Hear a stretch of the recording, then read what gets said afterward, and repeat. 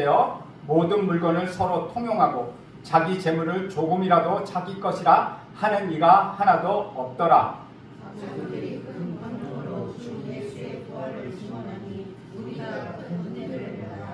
그 중에 가난한 사람이 없으니 이는 밭과 집 있는 자는 팔아 그 판 것의 값을 가져다가 자기들의 하나님의 중에 그들이 각 사람의 길을 따라 나누어 주니라. 구브로에서 난 레이족 사람이 있으니 이름은 요셉이라. 사도들이 일컬어 바나바라 번역하면 위로의 아들이라 하니 그가 밭이 있음에 팔아 그 밭을 가지고 사도들의 발 앞에 두니라. 아멘. 이것은 주님의 말씀입니다. 오늘은 성령 충만하게 된 초대교회 성도들이 서로 나누며 구제하는 모습을 담고 있습니다. 예수님을 믿는 사람이라면 오늘 밤 세상을 떠나더라도 천국에 들어갈 것을 확신할 수 있습니다. 왜냐하면 예수 믿는 결과로 영생 즉 영원한 천국으로 하나님과 같이 사는 그 영생이 주어졌기 때문입니다. 그런데 간혹 예수님을 믿는다고 고백하는 사람들 중에도 천국에 들어갈지 모르겠다고 답하는 경우가 있다는 것이죠. 왜 그렇게 생각하느냐 물으면 자기가 제대로 신앙생활을 하지 못했고 교회에도 자주 빠지고 성경도 잘 안 읽고 기도도 잘 안 하고 심지어는 술과 담배를 계속하기 때문에 자신이 없다고 말하기도 합니다. 혹시 여러분들 중에서도 그렇게 생각하시는 분이 있습니까? 그 말을 거꾸로 말하면 내가 신앙생활을 잘하고 내가 교회에 열심히 나오고 내가 성경을 많이 보고 기도도 많이 하고 술 담배도 하지 않으면 천국에 갈 수 있다라는 말이 됩니다. 내가 안 하면 구원을 받지 못하고 내가 하면 구원을 받는다고 하면 구원은 나에게 달렸다는 것입니다. 그러나 성경은 그렇게 말하지 않습니다. 그런 분들에게 성경의 약속을 가지고 잘 설명드려야 한다는 것이죠. 그런데 아주 위험한 케이스는 구원을 받았다고 하면서도 전혀 구원받지 못한 사람처럼 행동하는 경우, 그렇게 사는 경우를 말하고 있습니다. 믿는다고 하면서도 전혀 믿는 사람답지 않게 사는 경우는 심심치 않게 우리는 살펴볼 수 있습니다. 그런데 그때마다 가슴이 철렁합니다. 다른 사람들의 구원은 내가 함부로 판단해서 안 되고 또 그럴 수도 없습니다. 하지만 성경을 보면 구원받은 사람은 변화를 받고 그 삶이 바뀌게 되어 있습니다. 회사들이 가끔 합병하거나 누군가 회사를 사서 주인이 바뀌는 경우가 있습니다. 그러면은 회사의 정책이나 방향이나 소소한 것들까지도 다 새 주인의 방침에 따라 바뀝니다. 일반 회사도 그런데 우리 인생의 주인이 나에게서 예수님으로 바뀌었는데 예수님의 방식으로 살지 않는다면 여전히 옛날 나의 방식으로 살고 내가 주인으로 산다면 그것이 정말 예수를 구주로 나의 주님으로 믿는 것인지 의심해 보아야 한다는 것입니다. 예수님을 정말 믿는 사람이라면 그 사람이 믿기 전과는 달라졌다는 것이 정성이라는 것이죠. 그렇다고 해서 갑자기 천사같이 되고 완벽한 삶을 살게 되는 것은 아닙니다.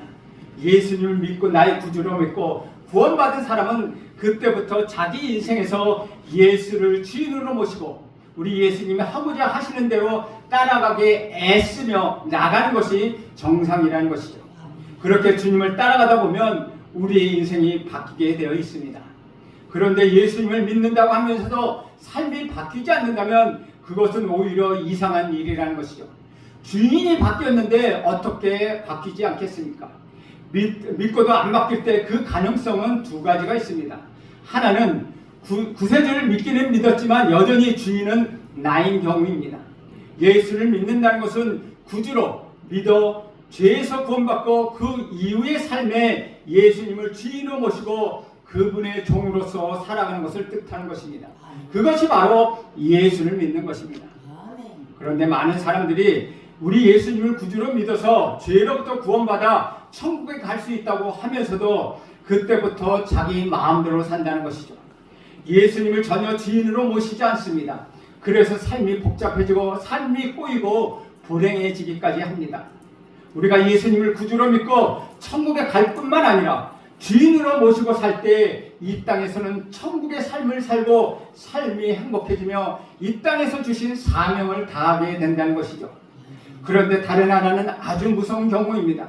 자기는 믿는 줄 알았는데 실제로 믿지 않는 경우입니다. 머리로는 예수님이 십자가에 나를 위해 죽으셨고 인류를 구원하셨다라고 동의하는데 그것은 믿는 것이 아니라는 것이죠. 우리 예수님이 원하는 삶을 사는 것, 그것이 예수를 믿는 것입니다. 머리로만 믿는 것은 아니라는 것이죠. 예수님을 정말 영접한 사람에게는 성령을 부어주셔서 성령님이 늘 함께해 주십니다. 우리 예수님은 구주와 주인으로 고백하는 분들은 다 성령을 받은 사람들입니다. 그리고 자기 안에 성령을 모신 사람은 삶이 변하게 되어 있습니다. 최소한 우리 주님이 원하시는 삶을 살고자 하는 욕망과 열망이 그 안에서 일어난다는 것이죠. 변화되고 싶고 주인이 원하는 삶을 살고 싶은데 자신의 연약함 때문에 잘 안 된다고 해서, 변화가 별로 없다고 해서 함부로 나는 구원을 받지 못한다라고 결론을 내려서는 안 된다는 것이죠. 성령 하나님이 우리 마음을 이끌어 주셔서 우리가 주님의 뜻대로 살고자 하는 마음을 주십니다. 그 마음을 받아서 최선을 다해 예수를 닮아가고 그분이 원하시는 삶을 살려고 노력하고 애쓰고 도전하는 것, 그것이 바로 성도의 삶이라는 것이죠. 그런데 만약 예수님을 믿었다고 하는데 예수님이 무엇을 원하시는지 전혀 관심이 없고, 예수님을 닮아가는 것이 뭔지도 관심이 없고, 예수님의 뜻대로 사는 것이 전혀 관심이 없고 그냥 자기가 알아서 산다고 한다면 그것은 정말 믿는 것이니 다시 한번 점검하고 살펴보아야 한다는 것입니다. 지금까지 살펴본 사도행전의 내용을 보면 오순절에 성령을 받은 초대교회 성도들에게 놀라운 변화와 사건들이 일어났습니다. 성령이 말하시게 함에 따라 방언을 하고 여러 나라의 언어로 하나님의 큰 일을 선포했습니다. 베드로는 담대한 설교를 하였고 그날 3,000명이 회개하고 세례를 받고 교회로 돌아오는 역사가 일어났다는 것이죠. 성도는 기쁨과 감격이 차서 매일매일 성전에 모여서 예배했고 집집마다 소그룹으로 우리 구역 예배처럼 사랑을 나누며 진정한 교제를 했고 주님께서 날마다 구원받는 사람들을 더해주시는 놀라운 참담 부흥의 역사를 그들은 경험했습니다. 또 베드로와 요한이 성전에 기도하러 가다가 나면서부터 걷지 못했던 사람을 일으켰고 그날 그것을 본 사람들 중 남자만 5,000명이 믿게 되었다는 것이죠. 성령이 임하시니 기적과 역사가 일어났다는 것입니다. 성령이 임하시니 예수를 죽였던 그 공권력의 위협을 무릅쓰고 그들은 두려워하지 않고 담대히 우리 구주 예수 그리스도의 부활을 선포하고 복음을 전했다는 것입니다. 죽음의 위협의 앞에서도 전혀 두려워하지 않고 함께 모여서 합심해서 소리 높여 기도했습니다. 모두 다 성령이 충만했다는 것입니다. 바로 이런 것이 오순절에 성령을 받은 이후에 일어난 일이라는 것이죠. 정말 놀라운 변화가 그들에게 일어났다는 것입니다. 이전에 이들이 이런 사람은 아니었습니다. 그런데 부활하신 예수님을 믿고 성령을 받으니 이런 역사가 그들에게 일어났다는 것입니다. 오늘 본문은 그러한 놀라운 변화와 더불어 또 한 가지 놀라운 변화가 교회 공동체 안에 일어난 것을 보여주고 있다는 것입니다. 32절 보면 믿는 무리가 한 마음과 한 뜻이 되어 모든 물건을 서로 통용하고 자기 재물을 조금이라도 자기 것이라고 하는 이가 하나도 없더라. 성령이 임하실 때 놀라운 역사가 일어났는데 우리 인생관과 우리 세계관이 변화했을 뿐만 아니라 우리의 물질관조차도 바꿨다는 것이죠. 자기 재물을 자기 것으로 생각하지 않았다는 것입니다. 누가 시키거나 강제한 것이 아닙니다. 이상하게 돈에 대한 자유로운 마음이 그들은 생겼습니다. 아무도 자기 소유를 자기 것이라고 하지 않았습니다. 성령을 받아 성령 충만하게 되니 하나님의 원하신 것을 생각하게 되었다는 것이죠. 하나님이 나를 통하여 무엇을 원하시는가? 하나님이 우리 교회를 통하여 무엇을 원하시는가? 그래서 그들은 전도하게 됐고 선교가 일어났으며 다른 사람들을 돌보는 사역과 구제가 일어났다는 것입니다. 사랑하는 여러분, 다른 사람들을 돌보고 섬기는 것, 특별히 물질로 섬기는 것은 결코 강요로 되지 않는다는 것입니다. 마치 물이 가득 차면 밖으로 흘러넘치는 것처럼 성령이 여러분 안에 가득 채워지고 충만해지면 하나님의 사랑이 가득 차서 넘쳐서 이웃에게로 그 사랑이 흘러가는 것입니다. 그것이 하나님의 사랑이고 그것이 이웃 사랑입니다. 하나님의 사랑으로 가득 찰 때 그것이 흘러넘쳐서 이웃 사랑으로 흘러가는 것이 성령이 말씀하시는 하나님 사랑, 이웃 사랑이라는 것입니다.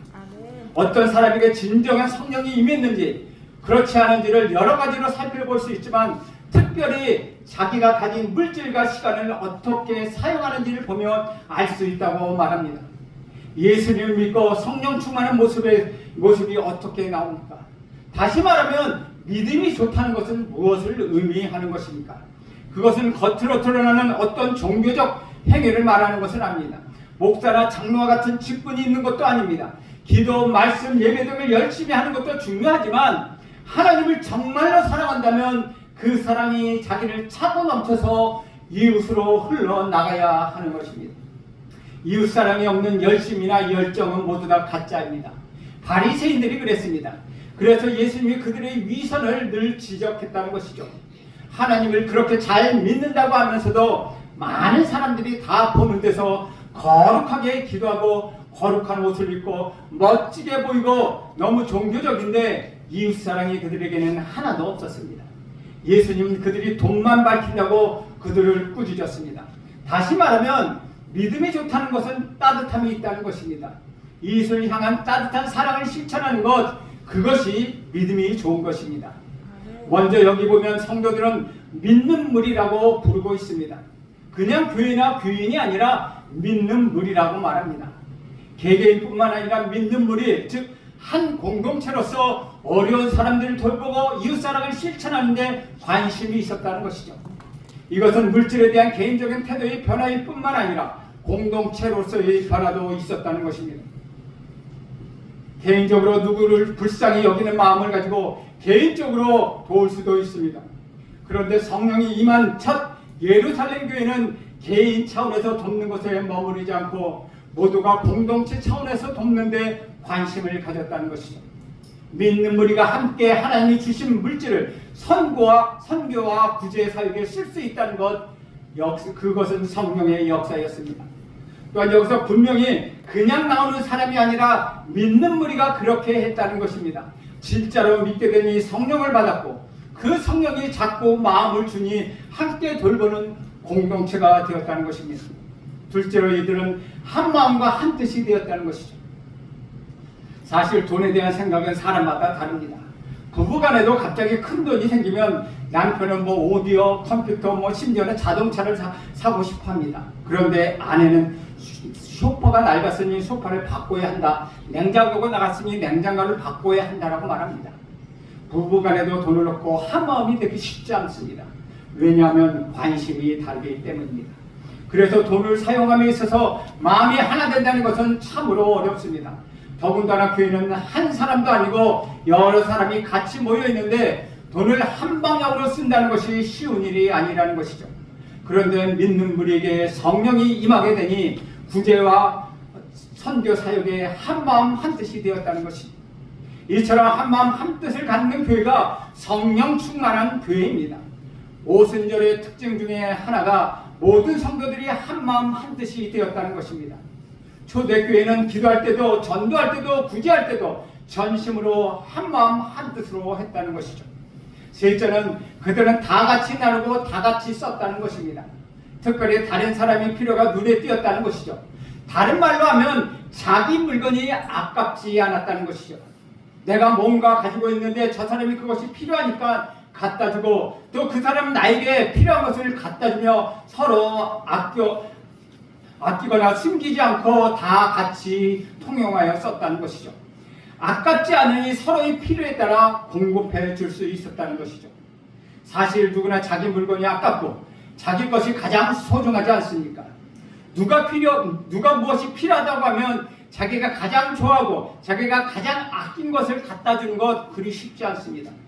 대충 쓰다가 남은 것이나 쓰다 보니 필요 없게 된 것을 나누지 자기에게 꼭 필요한 것을 나누는 경우는 별로 없다는 것이죠.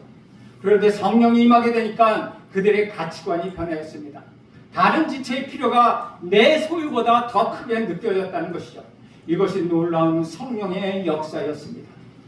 주 안에서 사랑하는 여러분, 성령이나 성령 충만이라 하면 무엇이 생각나십니까?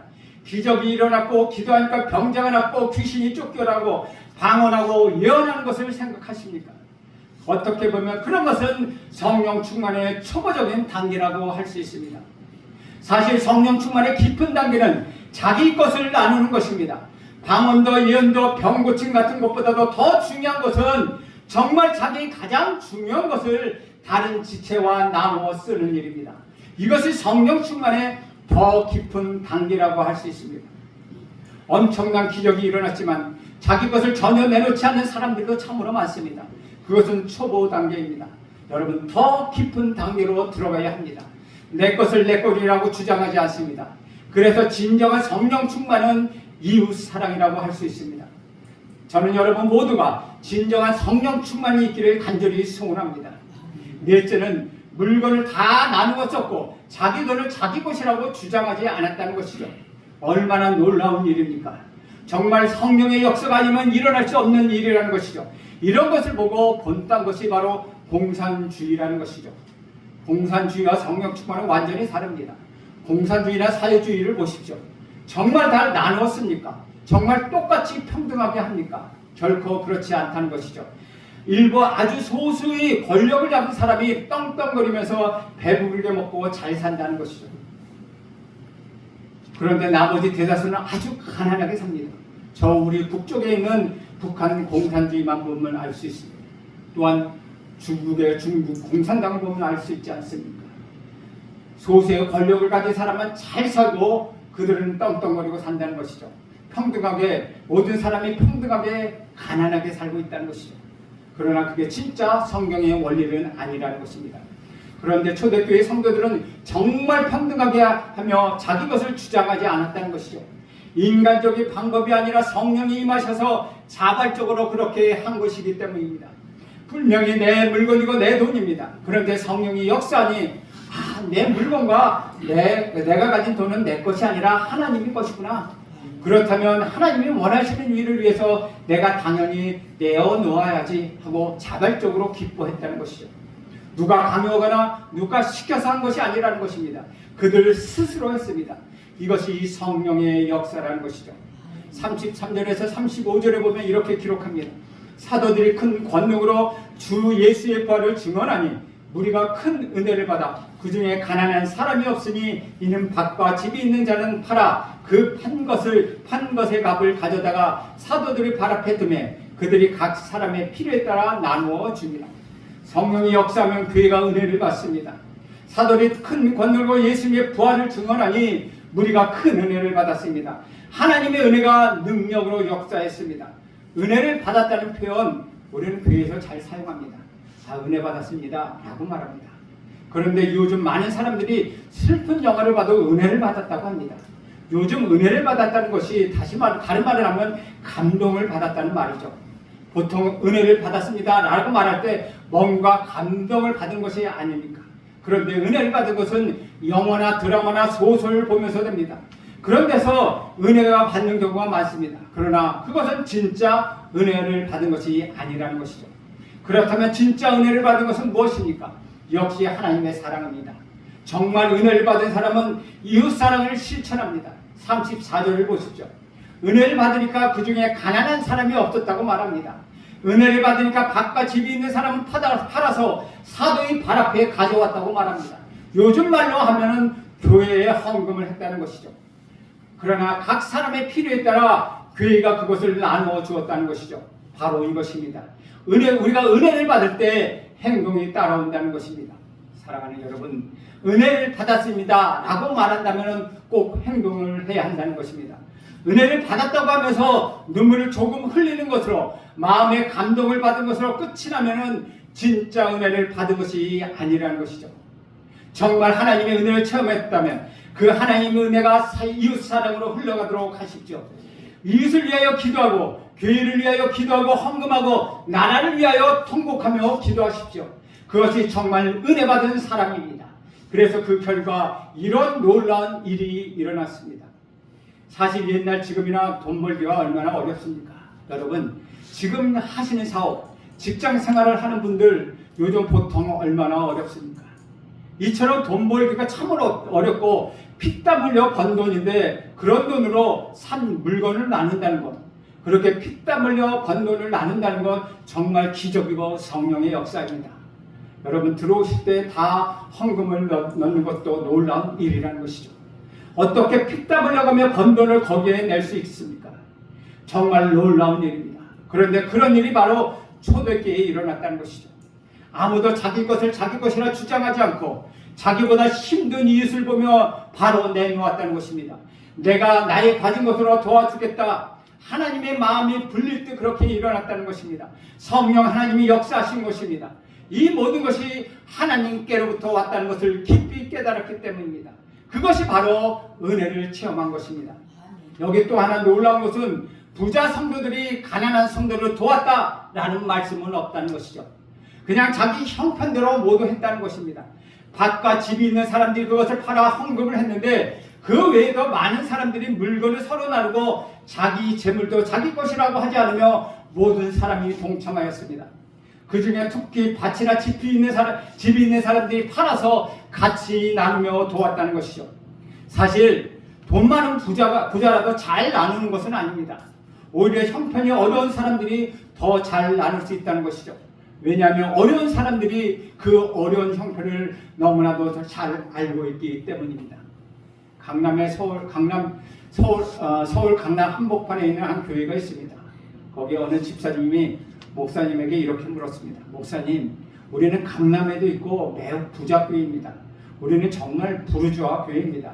우리도 가난한 사람을 좀 도와야 하지 않겠습니까? 라고 물으자 그래서 목사님이 이렇게 대답합니다. 옳은 말씀입니다. 저희가 교회 형편에 따라 최선을 다해 가난한 분을 도와주고 이미 교회 창립 때부터 그렇게 하고 있습니다. 그리고 그 다음에 목사님이 그 집사님에게 이렇게 물었습니다. 그런데 실례지만 집사님은 개인적으로 매일 얼마나 가난한 사람을 지금 돕고 있습니까? 라고 말하자 그 집사님은 아무 말도 하지 못했다는 것입니다.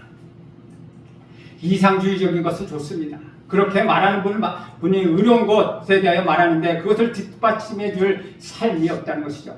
성경은 분명히 말합니다. 자녀들아, 우리가 말과 혀로만 사랑하지 말고 오직 행함과 진실함으로 하자라고 말씀하고 있습니다. 물론 정의롭게 해야 하는데 말만 하는 데만 끝나면 안 된다는 것이죠. 사랑의 실천이 뒷받침되어야 한다는 것입니다. 초대교회 성도들은 자기 밭과 집을 팔아서 사도들의 발 앞에 두었다고 말하고 있습니다. 가난한 자들 돌보게 했는데 그것이 바로 교회에 헌금을 집행하는 방법입니다. 그 원리를 우리에게 알려주고 있다는 것이죠. 여기서 이렇게 했다고 우리도 지금 집에 가서 있는 거 다 가지고 와서 돈도 다 내놓고 다 같이 쓰자고 한다면 그것은 성경의 원리에 의해서 서방전에 해당하는 것이 아니라 그냥 서술 설명하는 것에 불과하다는 것입니다. 그들은 이렇게 했다는 것입니다. 뭘 했다는 것입니까? 이웃을 그런 방법으로 사랑했다는 것입니다. 우리가 따라가는 것은 그들의 방법이 아니라 성경이 알려주는 원리입니다. 그 원리가 바로 사랑의 실천이라는 것이죠. 그것을 실천함에 있어서 한 가지 원칙을 우리에게 보여주고 있습니다. 바로 사도들 발 앞에 놓았다는 것입니다. 이것은 요즘 말로 하면 교회의 헌금에서 교회가 집행하게 했다는 것이죠. 교회에는 재정위원회가 있고 또한 어떤 교회는 당회도 있고 회계도 있습니다. 자신의 소유를 맡기고 교회로 하여금 일을 하도록 헌금하면 교회는 책임지고 헌금을 하나님 뜻대로 사용해야 한다는 것이죠. 교회의 지도자된 성도들이 내는 헌금을 하나님의 방법을 할 책임이 있다는 것입니다. 나중에 하나님이 그것이 잘했는지 분명히 심판하실 것입니다. 그래서 하나님 앞에 정직하게 하나님 뜻대로 잘 사용해야 한다는 것이죠.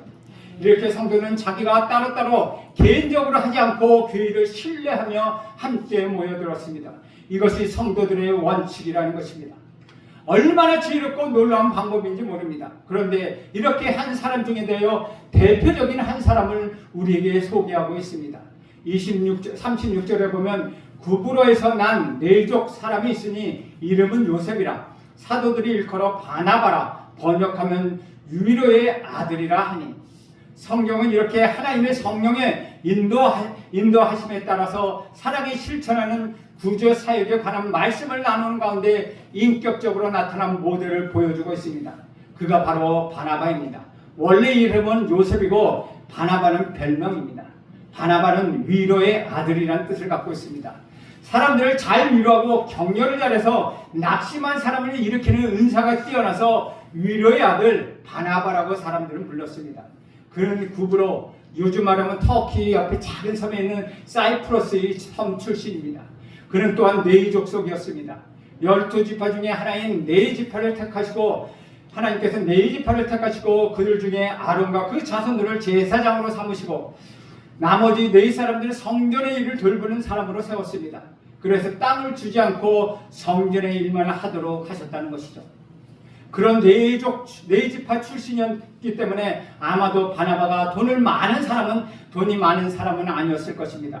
그런데 세월이 지나면서 로마 시대의 제사장과 성전의 일을 제대로 할 수 없기 때문에 그들은 뿔뿔이 흩어져 살 수밖에 없었습니다. 그래서 그는 구브로에서 태어났습니다. 그런데 자기에게 조금 남아있던 재산, 어쩌면 유일한 재산일지도 모르는 땅을 조용히 팔아서 교회에 헌금하였습니다. 그런데 그것은 바나바가 한 것이 아니었다는 것이죠. 분명히 사람들이 했다고 되어 있습니다. 그런데 왜 바나바만 그렇게 기록하고 있는 것일까요? 그의 이름이 왜 성경에 기록되어 있을까요? 그것은 사도행전 전체로 살펴볼 때 저자인 누가가 바나바를 미리 소개하고 있는 것입니다. 나중에 사도 바울이 결국 바나바 때문에 위대한 사도가 될 수 있었다는 것이죠. 그래서 여기서 바나바를 미리 소개하고 있는 것입니다. 여러분, 프랑스 혁명 중에 포병 장교였던 나폴레옹은 1799년부터 정치적으로 주도권을 장악했습니다. 그래서 그는 1804년 스스로 황제에 오릅니다. 그리고 1815년 워털루 전쟁에서 영국의 웰링턴 장군에게 대패함으로 몰락하게 됩니다. 그때까지 불과 16년 동안 나폴레옹 한 사람의 야욕을 위하여 죽임을 당한 사람이 무려 100만 명이 되었다는 것이죠. 그 중에도 프랑스 사람들이 50만 명이었습니다. 당시 프랑스 인구가 300만 명밖에 안 되었으니 50만 명이 죽었다는 것, 얼마나 많은 사람이 죽었다는 것입니까? 주 안에서 사랑하는 여러분, 스스로 세상에서 가장 강한 사람이 되기 위하여 그의 인생은 불과 52세의 나이에 유배지에서 그렇게 허망하게 끝나고 말았습니다. 그에 비하면 사도들과 초대교회 성도들은 하나님의 복음을 전하고 하나님을 섬기다가 잡혀가 온갖 잔인한 방법으로 죽임을 당했습니다. 얼마나 처참하고 불쌍해 보였습니까? 그러나 그들이야말로 우리 구주 예수 그리스도 안에서 영원한 인생, 하나님이 인정하는 인생이 되지 않았습니까? 사랑하는 여러분, 여러분이 시간을 들이십시오. 여러분의 물질을 사용하는 것이 무엇인지를 살펴보십시오. 지금 여러분이 하는 일들을 점검해 보십시오. 세상의 것들은 내가 떠나면 모두 다 끝나는 것입니다. 주 안에서 사랑하는 여러분, 영원한 것에 가치를 두고 사십시오. 하나님을 너무나 사랑하기에 하나님을 사랑하는 사람들을 여러분 사랑하며 사십시오. 여러분의 가진 것들까지 다 내어놓으십시오. 여러분의 시간과 여러분의 물질과 여러분의 재능을 다해 한 마음으로 함께 섬기십시오. 그러면 여러분이 하나님 앞에 설 때 내 인생은 정말 유효한 인생이다. 너는 참으로 잘했다. 내가 진 사명을 너무 잘 감당했다. 어서 이리로 오라 하고 칭찬받는 인생이 될 것입니다. 우리 하나님이 여러분의 힘을 다 한 마음 한 뜻으로 다하여 이 교회 공동체를 섬길 때 하나님께서는 여러분이 잘했다고 칭찬받는 인생이 될 것입니다. 그렇게 하나님의 심판대 앞에 섰을 때 여러분 하나님의 주신 큰 복을 받게 될 것입니다. 그런 여러분 모두 되시기를 주의 이름으로 축원드립니다. 기도하겠습니다. 하나님 아버지, 오늘도 초대교회 성도들이 성령의 충만함을 인하여 한 마음 한 뜻으로 하나님 교회를 섬기고 다른 이웃들을 섬겼던 것처럼 하나님 우리도 성령 충만하여 하나님을 섬기며 이웃들을 섬기고 교회 공동체를 섬길 수 있도록 인도하여 주시옵소서. 그리하여 하나님의 심판대 앞에 설 때 잘했다 라고 칭찬받는 모두가 될 수 있도록 인도하옵소서. 예수님의 이름으로 기도합니다. 아멘.